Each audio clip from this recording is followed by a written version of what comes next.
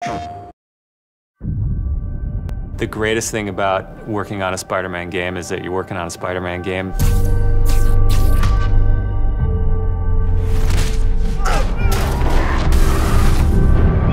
The hardest thing is that it's a Spider-Man game. We really care about storytelling here at Insomniac. And I think that's how we go into every day we come here. There's this push to really get it right. One of the most compelling things about Spider-Man is just when Peter Parker and Spider-Man's worlds collide. And we've tried really hard to weave the two stories together to create a story that is not necessarily just a superhero story, but a human story as well. So this Spider-Man is a little different. He's older, he's 23, so he's been Spider-Man for 8 years, and kind of like an athlete in the prime of his career, he's starting to get good at the Spider-Man thing. The nice thing about playing an experienced Spider-Man is that he's already familiar with his powers, right? He's not just discovering them. We always think of Spider-Man as, we call him, the acrobatic improviser.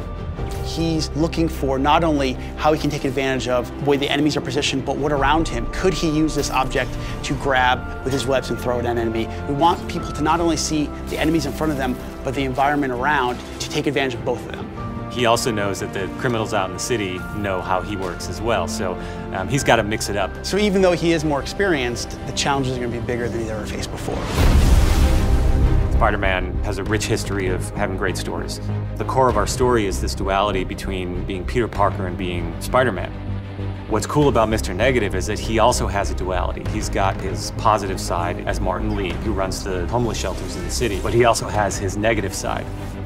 When Peter makes the connection that the leader of the inner demons is the guy who my aunt works for, we got the perfect collision of those two worlds.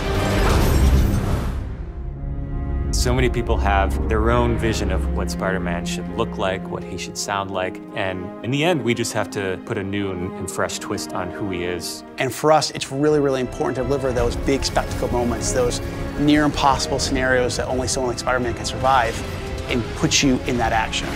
You got this, you got this, you got this! We understand what this character means to people in here, and we're making this game with a lot of heart, and we're going to do whatever it takes to give people the ultimate Spider-Man experience, the game that they've been waiting for.